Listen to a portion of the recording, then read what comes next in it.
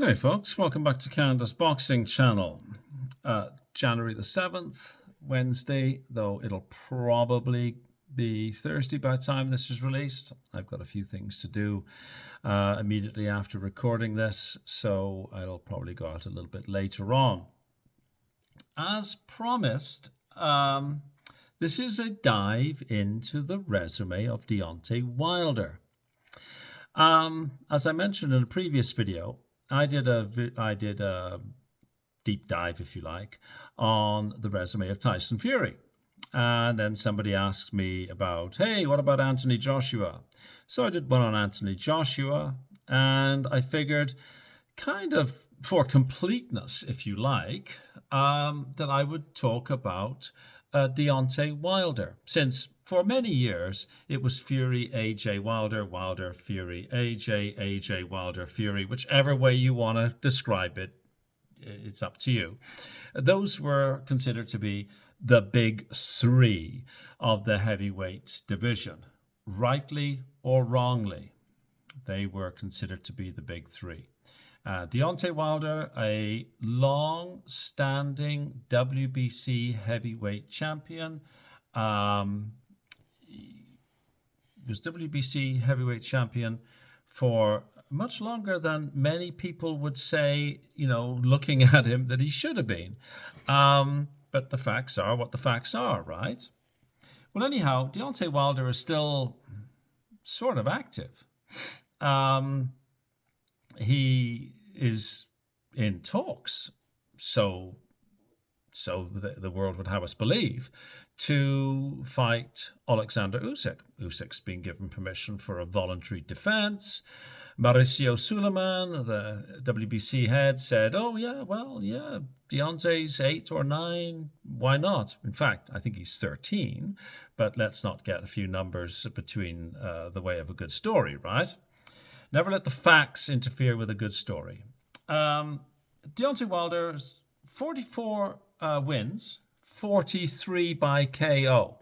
So if we're going to talk about a knockout artist, Deontay Wilder is your man. 4 losses, 3 by way of KO, and 1 draw. Interestingly, he's rated as number 44 in the world by BoxRec.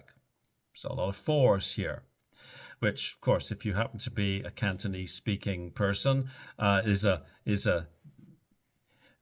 not a good sign. My subscriber Ronald Ma will appreciate that having say, and being say is a bad sign. But anyhow, he's rated number 5 in the United States of America. Interestingly, being rated number 44 puts him behind this Damian Kaniba fellow who Ajit Kabayel is going to fight, which seems preposterous to me. But anyhow, Deontay Wilder, 6'6", 83-inch reach, known as the Bronze Bomber. A little play on words there. He was a bronze medalist in the Olympics. And, of course, the great Joe Louis was the Brown Bomber. 97.73% KO ratio. At one time, the most feared heavyweight on the planet because of that right hand. If we look at Deontay Wilder's resume, he had his first pro bout in 2008. He really didn't fight anybody. Honestly, he fought a lot of upside down.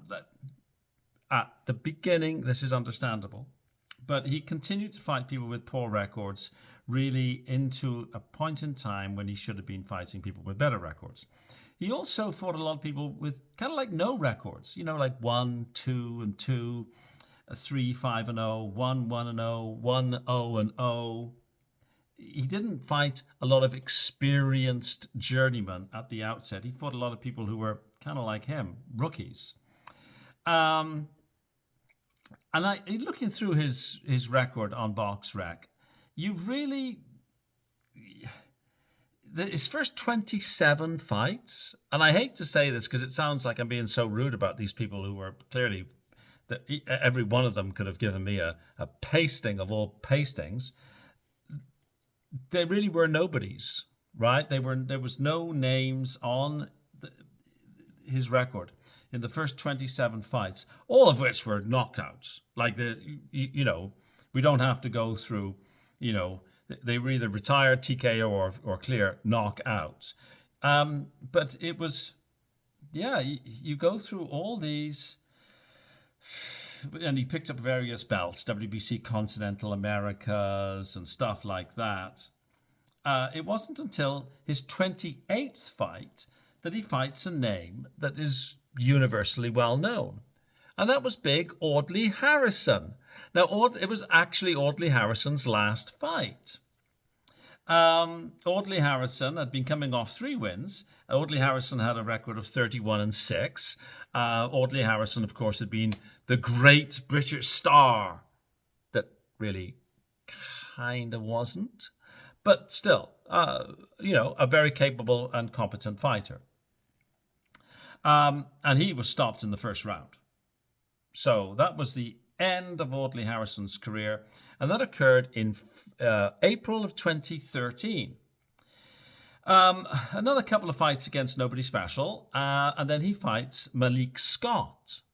Now, interestingly, of course, Malik Scott subsequently became his trainer. And many people say that Malik Scott tried to get Deontay Wilder to fight like Malik Scott. And many people would say, why would you hire a guy that you completely thrashed to be your trainer? I don't know.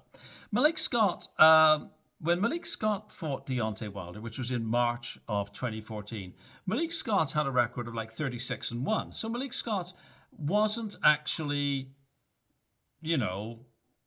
useless, but Malik Scott hadn't actually fought anybody of real note.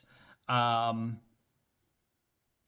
he only had 3 fights after he fought Deontay Wilder. One of those was against Luis Ortiz that he lost.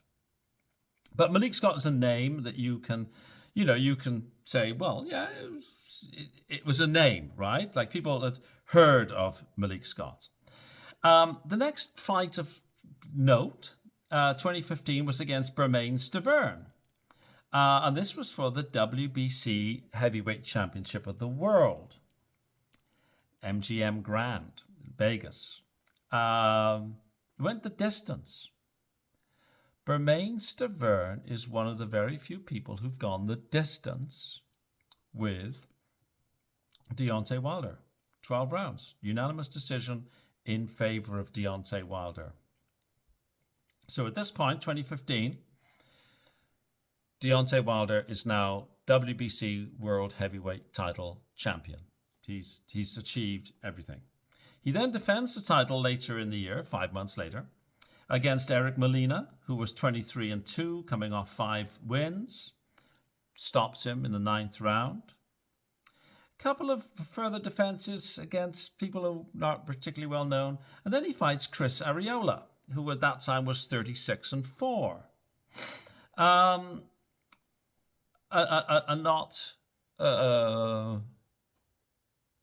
Not a pushover fighter, Chris Arreola. And this was in Birmingham, Alabama, not Birmingham of Peaky Blinders fame. Chris Arreola retires after 8 rounds. Then Deontay Wilder in 2017 fights Gerald Washington, 18-0 at the time, stops him in the 5th round. Gets a rematch with Bermane Stiverne for the WBC title. He's still, he's defending his title. He hasn't, wandered away and, into retirement or anything. He's active. He's defending his title. Stiverne was down 3 times in the 1st round, and he didn't get into the 2nd round. Then I would say Deontay Wilder fights his toughest opponent to date, and that was against Luis Ortiz. Now, Luis Ortiz was 28-0 at this time. Ortiz was down once in round 5 and twice in the 10th round. It didn't get into the 11th. And then in 2018, so he fights Luis Ortiz in March, and in December he fights Tyson Fury. Puts Fury down in round 9 and round 12. And in round 12, Fury does that amazing Undertaker WWE thing. He rises from the dead. And it's a draw. So Deontay Wilder keeps his belt. Many people think Fury did enough to win.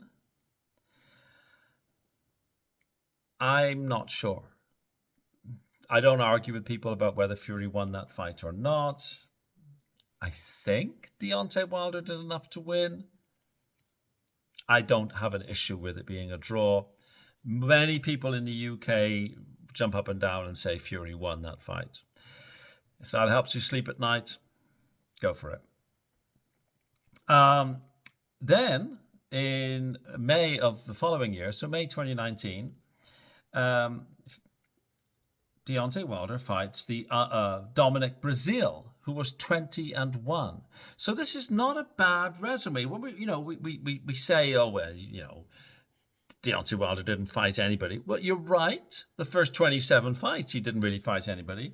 But, he fought Audley Harrison, who was 31-6 at the end of his career. Malik Scott, who was 36-1. Not great, but, better than Schwartz, probably. Bermain Stavern, not great, but, the record is the record, right? Eric Molina, Chris Arreola. We're not talking of Norton, Frazier, Lyle, Shavers, Ali. But,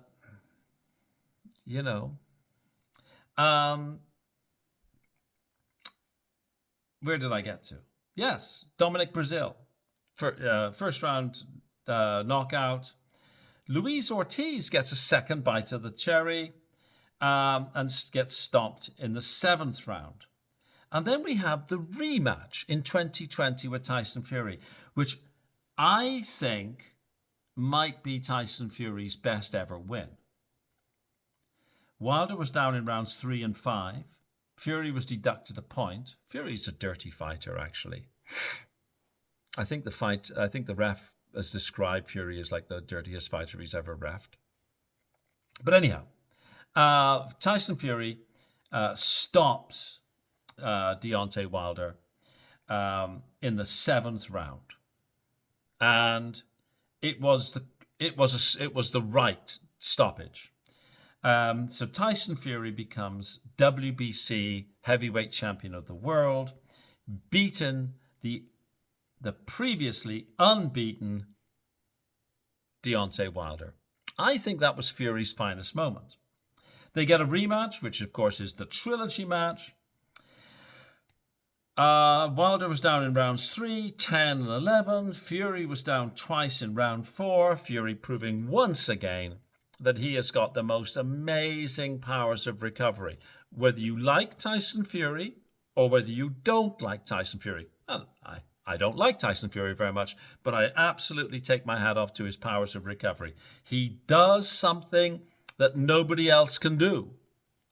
He gets up from having been put down by Deontay Wilder. So you got to respect that.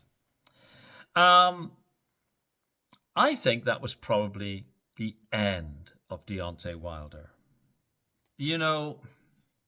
I don't think Wilder was ever the same after that trilogy with Tyson Fury. By the way, Deontay Wilder also did not endear himself to many members of the public, particularly on that side of the Atlantic, the UK side. He came across as a bit of a whiny baby with excuses about gloves and this, that, and the other. I don't think he did himself any favors to his home audience either, because Americans don't really like a sore loser either. Anyhow, 2022, Deontay Wilder makes his comeback and absolutely blows Robert Helenius, who at that time was 31-3, out of the water first round. Boom. Absolutely destroys him. Interestingly, It took Anthony Joshua 7 rounds. Was it 7? 7 rounds to do the same thing. Tyson Fury has never fought Robert Helenius. And then we had in 2023, December 2023, the fight that everybody was expecting Deontay Wilder to win. And it was going to tee up a showdown with Anthony Joshua. He was going to fight Joseph Parker, former heavyweight champion of the world, beaten by Anthony Joshua, never fought Tyson Fury, was thought to be somebody that Deontay Wilder would get through so that Deontay Wilder and Anthony Joshua would fight. Well, that's not how it went. 12 rounds of boxing. This is in Riyadh, Saudi Arabia. And it was for, they put some belts on the line, the WBC International Heavyweight and the WBO Intercontinental Heavyweight. Trinket belts. But really and truly, this was an eliminator to fight Anthony Joshua, right? Anyhow, it's whenever you're thinking about, I'll just get through this fight and then I'll get to that one, it's a bit of a banana skin, right? Many a slip between the cup and the lip. 12 rounds of boxing, and Joseph Parker was only the second fighter, I think, to go the distance. Yeah. And it was awarded unanimous decision to Joseph Parker. Deservedly so. No matter how much you like Deontay Wilder, you can't really make a case for Deontay Wilder winning that fight. It was... Could you legitimately give Deontay Wilder a round in that fight against Joe Parker? If you say no, I'm not going to argue with you. But Deontay Wilder shakes himself off that defeat, and 6 months later fights Zhilei Zhang. Deontay Wilder is not somebody who goes away for years at a time and licks his wounds. Zhilei Zhang, a very heavy-handed southpaw with a questionable gas tank, but very, very heavy-handed. He stops Deontay Wilder, even though he was coming off a loss himself. Zhilei Zhang was coming off a loss, and it was a loss against Adrian Caballel. No, it was a loss against Filip Hrgovic, I think. Yes. Anyhow, he stops Deontay Wilder. And it was a weird stoppage. It was like Wilder turned away and was walking away when he eventually got stopped. So many people would say that should be the end of Deontay Wilder's career. But last year in June,